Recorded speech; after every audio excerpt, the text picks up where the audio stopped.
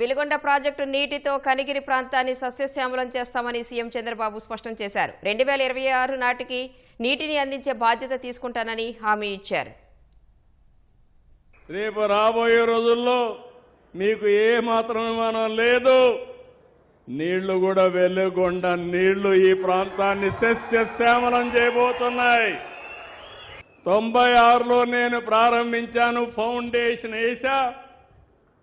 2026కు మీకు నీళ్ళిచ్చే బాధ్యత నాది.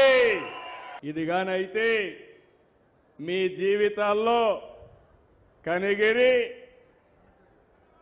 కనక పట్టణమే అవుతుంది. నేను ఒకటే ఆలోచిస్తున్నాను, వెనుకబడిన ప్రాంతాలపైన ప్రత్యేకమైన శ్రద్ధ పెట్టాను. పరిశ్రమలంటే కొన్ని ప్రాంతాల్లోనే కాదు, వెనుకబడిన ప్రాంతాల్లో రావాలి. నీళ్లంటే కొన్ని ప్రాంతాలకే కాదు, కరువు ప్రాంతాలకు రావాలి. అందుకే ఈరోజు మీరు చూస్తే దీనిపైన రాజీ లేని పోరాటం చేస్తున్నాను.